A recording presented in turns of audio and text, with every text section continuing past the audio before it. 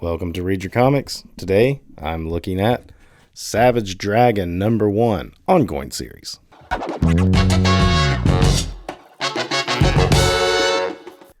Before I get started, I just want to give a quick shout out to all the subscribers. And if you're new to the channel, please like and subscribe.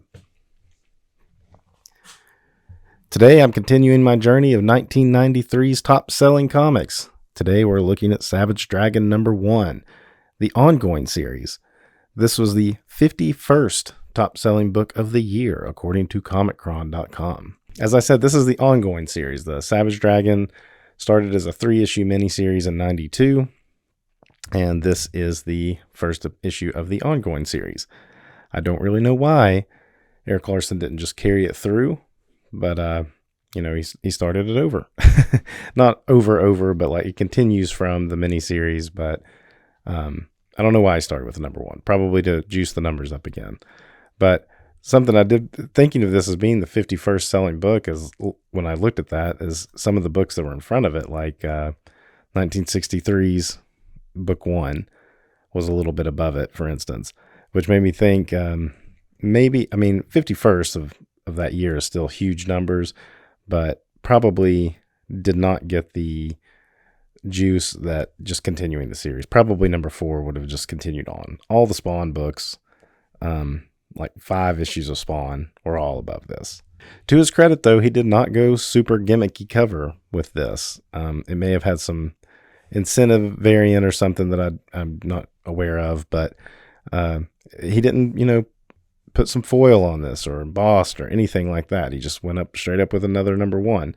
It does have this black background, though, with red, which is kind of a trope I've noticed looking at these books, especially from Image in 93. They all tended to have this like black background and stuff. So I find that kind of humorous. I'm sure that was just a choice of him trying to keep the cover, simple. But like I said, he didn't go full gimmick cover on this. I do like this cover a lot. Powerful image of dragon right up there in the front, holding a big gun of some sort. This is a good one. I think it's a good opening cover. So Erik Larsen basically did everything in this except letters and colors. You got Steve Olive, Ruben Rude, and Zian Mika on colors, and then you got all these color separators. But this is an Erik Larsen comic, and my thoughts on Erik Larsen at the time. He was following up McFarlane on Spider-Man, and I liked him, but he wasn't McFarlane, so he was always kind of second fiddle.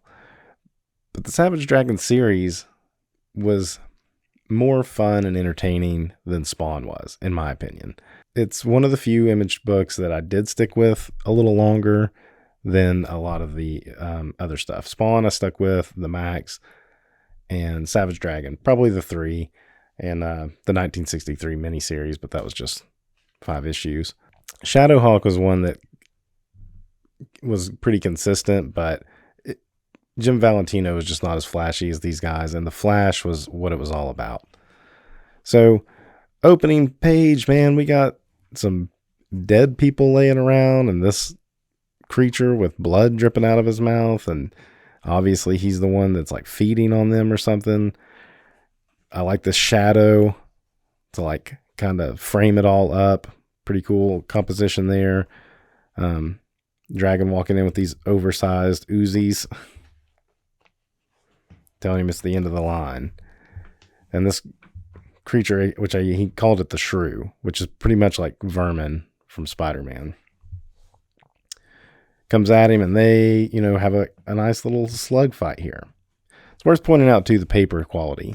The original Savage Dragon miniseries did not have this glossy magazine-style paper. It was the thicker matte paper, and I wish these books still had that, but, Image was trying to, upgrade comics at the time, and they did in so many ways. For a lot of good things Image did is kind of balanced out by a lot of bad things they did for comics in general. But I don't know. This glossy paper, is it a good thing or a bad thing? I've come to not love it. And sometimes it depends on the art in it. And I think Erik Larsen's art, this works fine, but I do like Erik Larsen's art more on a matte paper.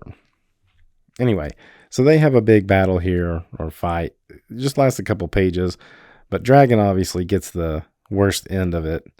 This the Shrew character must have claws like Wolverine or Sabretooth, because it just rips his face. And we don't actually see his face, but then we cut over. He's recuperating and has bandages on. This is a pretty good recap of the miniseries happening over here. And the police guy who found him and wanted to do right by Dragon, and well-intentioned actions led to him basically getting in with this main, like, villainy bad guy here, trying to cover up his own actions, where he was just trying to get Dragon on the force to help stop this guy, but now he has to be in bed with this guy so he doesn't get caught and have Dragon take it out on him. And it's not really that convoluted, but it sounds convoluted the way I'm saying it. All this explains it pretty well, and they do it in one page. It's an exposition dump for a #1 issue, but it worked. Dragon's pretty morose. Goes to the bar. This guy that looks like Absorbing Man, Johnny Nitro, comes up and tries to pick a fight with Dragon. He's making fun of him about not being able to breathe fire. And as he takes a swig of whiskey, he turns around, spits it out across the guy's mat or a lighter. And that's pretty much the end of that. Well, no, I guess they fight for another page here, and he throws. Other people get thrown out, because that's not him that gets thrown out. And he takes him out, and the bartender's like, "My bar." I wonder if she's related to Josie from Daredevil. Subplot. This is a typical thing that Larsen probably picked up from Marvel. I mean, we got like just this one random page setting up a plot for something down the line. Kind of a trope. A farmhouse somewhere. Kid apparently trapped in the basement, and the parents it looks like the dad maybe shot the mom and then killed himself. That's all you get of that. Back at the bar, female officer comes up, tells him he should go visit his dead girlfriend's grave, and the dead girlfriend's mom is there and basically blames him for everything. This is a good splash right here.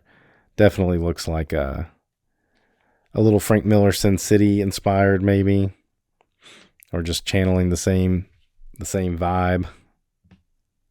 Because I don't really think of Larsen as imitating anyone. He pulls from his influences for sure. He's definitely got a lot of Kirby-isms about him, for instance, and he leans heavier into that as he goes along in his career. So he may have been looking at something Frank Miller did with Sin City, just like an image, and thought like, I can do something similar like that with Dragon. But he doesn't try to do like the whole book. We're going to go bananas with some chainsaws to fight the shrew. And this goes pretty bonkers. Lots of this like scratchy, blood splattering.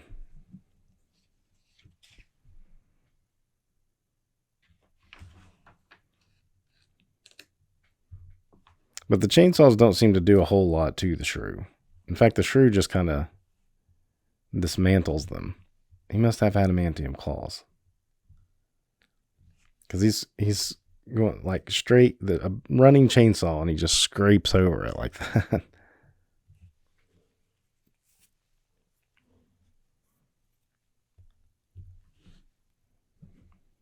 Finally start getting some good hits by Dragon after he's lost his chainsaws, and he just starts wailing right here.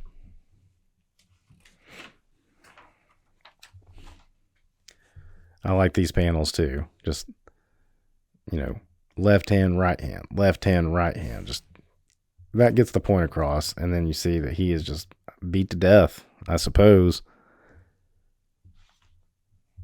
Bloody hands running off his hands. He needs to lose the trench coat, though. The trench coat is kind of lame. Now he's growing a mustache around his bandages. He's sent to go check out a warehouse for some other freaks. This is a good shot too. I like that one with the sunglasses. Good splash page. And he runs into these two. They seem to almost be kids. And if they're just holding up in a warehouse. They're not really doing anything wrong, but he's just sent there to go get them. And of course, they kind of have a slug fight because the big brute guy, what she says his name, Barbaric. They kind of go at it because Barbaric is like, we're defending our turf.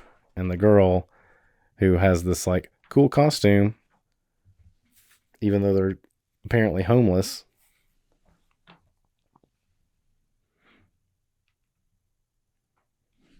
his eyes squinting from being hit. This looks like, did he go up in the air? She bounced up in the air. Good facial expressions on these, like getting hit, like shock of being hit there. Definitely, some confusion almost, I guess. But it looks like he came maybe down in the air and then he got hit again into the wall. And then once he's kind of like subdued for just a minute, she's able to like talk some sense into him. And he gets up and like comes up out of the rubble. And she's like, everybody needs to stop. We need to talk. And she gets in the middle of him and explains like, hey, we're just holding up here because we have nowhere else to go. And he's just like, yeah, I'm sorry. You're right. I'm sorry. It looks like you're not doing anything. I'm not needed here. I'm just going to go. And they kind of ask for some work because they're like, we need something to do. And he's like, I can use the help. Be seeing you. Bye. And that's the end of the issue. I don't really like the way it ends like that with no like next issue or, it doesn't really end. It's like it's missing one more page or something. But overall, I thought this was a pretty good issue. And like I said at the beginning, this is one of the titles I actually stuck around with for a while. Erik Larsen was consistent. He was consistent with what he was putting out. It was, he always did his own stuff. So there was never like a fill-in guy. And the next issue would have turtles in it. And everybody loves turtles, right? So Savage Dragon #1 ongoing. Number 51st selling book of 1993. That's all I got. And until next time, read your comics.